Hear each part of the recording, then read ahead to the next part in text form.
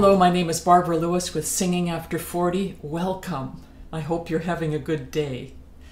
Today I'm going to talk about one simple method that you can use to vastly improve how you sing a song, and it won't take long. I'll be back in about 6 seconds. Please stay tuned. If you enjoy these videos, please subscribe and like them if you do, and leave a comment if you have one. Thanks a lot. This process of learning a song is called song mapping. And how I would do it is I would listen to other singers sing the song if it's been recorded and see what other people do with it.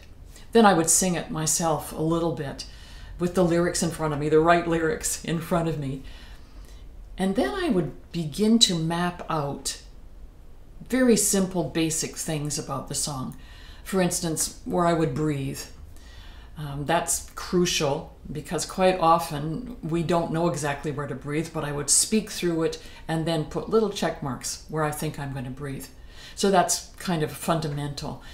After that, I would do something that's, again, really fundamental. I would decide where the high point of the song is. Where's the climax? If you're listening to other singers sing it, then you're going to hear them reach the climax and you go, okay, there it is. That's the high point, the loudest note sometimes, or the most exciting moment in the song. And I would mark that on my lyric page. What I want to show you today is an example using a new song written by a friend of mine, Anna Furstenberg. The song's called Who Cares? And it's quite a powerful song. I'm not going to go through the whole thing with you. I just want to give you a sense of how I approach it so that you can do it with your own songs.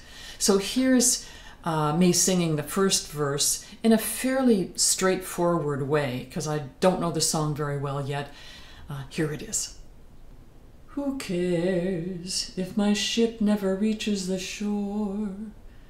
Who cares if my gods don't exist anymore? I'm happy that finally I understand that sailing's much better than reaching the land. In my dreams, all my skies are incredibly blue. In my dreams, man remains always steadfast and true. Doing this song mapping process has quite a lot of benefits. Obviously, you get a sense of how you're going to tell the story in very practical, fundamental ways, where you're going to breathe, what the words feel like in your mouth because you have to say these words, but you also learn the words much faster. That's why it's really important that you have the right lyrics in front of you. Don't forget about that. If you learn wrong lyrics, particularly I find when you're older, if you learn wrong lyrics, it's really hard to tell your brain to learn the right ones later. So here's a very quick 3-minute version of song mapping, how you would begin a song. You can do much more than what you're going to see here. You'll be looking at this over my shoulder. You can use colored pencils and you can use Sharpie pens, and all of these kinds of things that you do help you to remember what you're going to do in the song, but also help you to remember the song itself. It's a very quick way of learning the lyrics and learning the feel of a song. I highly recommend it.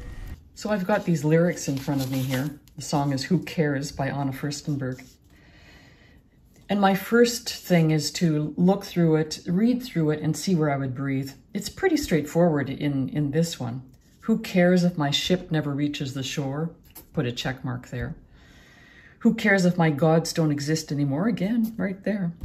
I'm happy that finally I understand. Now, I might continue going, that sailing's much better than reaching the land, but that might be too long, so I'm going to put a small check mark there. That sailing is much better than reaching the land. Obviously, I'm going to breathe here. In my dreams, all the skies are incredibly blue. In my dreams, man remains always steadfast and true. So this is very easy in terms of breathing. Sometimes you come across places in lyrics where if you don't breathe, then the next phrase really suffers. But in this, it's very straightforward. You'll have seen me sing this in a very standard way, this first verse. And now in looking at this, I realize that the high point of this first verse for me is right here. Sailing's much better than reaching the land. It's not a high point in terms of it being a high note or loud. It's just the meaning of the lyrics there are the high point in that particular verse. So if I was to mark this, I would probably take yellow and go like this.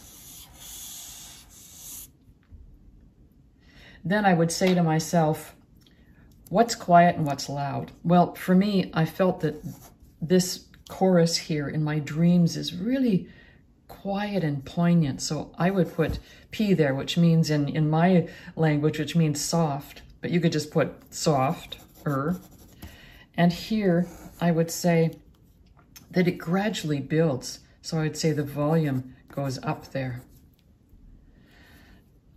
I put a plus, the volume goes up as I get to here. This is the most poignant moment. But here, this is very dreamy in my dreams, So I would say that that's going to get quite quiet. So there's a beginning map of this song. First verse, very simple. You can go much deeper, but this is good enough for now. The second verse then would be a bit different because you want to build this song. So if I started the first verse quietly and I do the chorus even more quietly, I would start the second verse because I know that it's going to build.